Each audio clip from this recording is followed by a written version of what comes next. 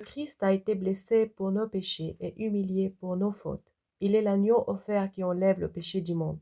En réalité, c'est nous qui méritions les crachats, les coups de fouet et la crucifixion à cause de nos méchancetés et de nos péchés et de nos transgressions, et non lui.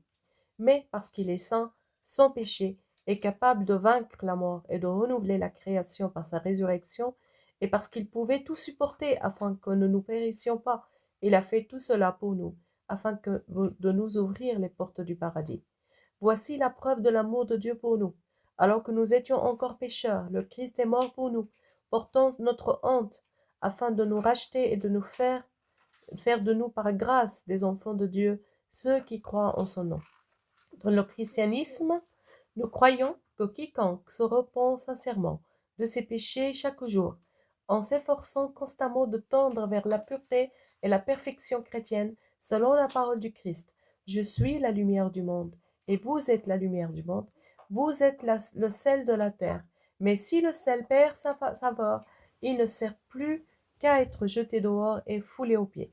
Celui qui devient lumière et sel, et qui vit dans l'amour selon les commandements divins, voit ses dettes, les dettes de ses péchés acquittées devant Dieu par la croix et la rédemption du Christ. Donc il abandonne ses péchés et s'efforce vers la perfection, comme dit le Seigneur, soyez parfaits comme votre Père céleste est parfait. Cela ne signifie pas que nous sommes devenus sans péché, mais que la justice divine a été satisfaite par l'expiation du Christ sur la croix qui a eu lieu à cause de nos fautes et de nos péchés. Par le baptême, nous avons reçu le pardon de nos péchés et la nouvelle naissance, mais le jugement de mort pour ceux qui ne se repentent pas. Selon la parole du Seigneur, si vous ne vous repentez pas, vous périrez vous également, vous tous également. Et la repentance consiste à abandonner le péché et à ne plus y retourner.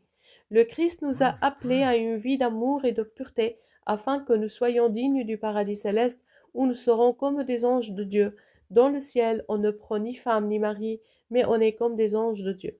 La résurrection du Christ, après sa mort sur la croix le troisième jour, est la plus grande preuve de la vérité de ses paroles, car il est le seul sans péché, le seul qui a ressuscité les morts par son autorité et qui a vaincu la mort par sa puissance.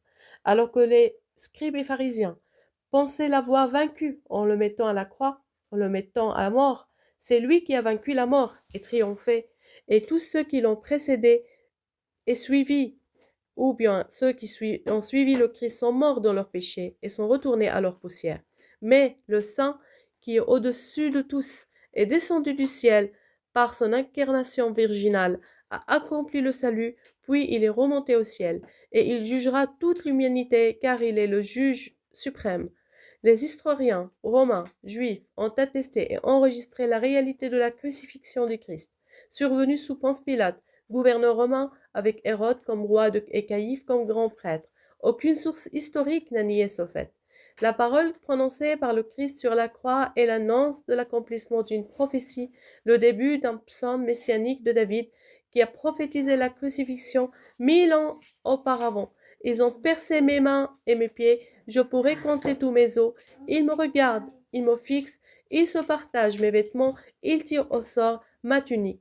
Tout cela, c'est dans le psaume qui commence par mon Dieu, pourquoi m'as-tu abandonné? Le Christ lui-même a annoncé sa crucifixion et sa résurrection par la croix. Un pont de pardon et de paix a été établi entre la terre et le ciel, car le Christ a porté dans son corps incarné tous nos péchés. Nous ouvrons la porte du pardon et de la vie éternelle avec Dieu, si nous croyons et si nous repentons. Là, par sa résurrection, il a vaincu la mort et transformé nos chagrins et la croix d'un instrument de torture en un instrument de salut, triomphant de Satan, des démons et de leurs partisans.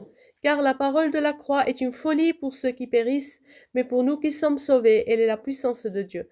Après tout cela, devons-nous croire quelqu'un qui vient 600 ans plus tard et nous dit que Dieu nous a trompés, qu'il nous a égarés et que cela n'était qu'une apparence? Que Dieu soit exalté au-dessus de toute idée de tromperie, de malice et de mensonge.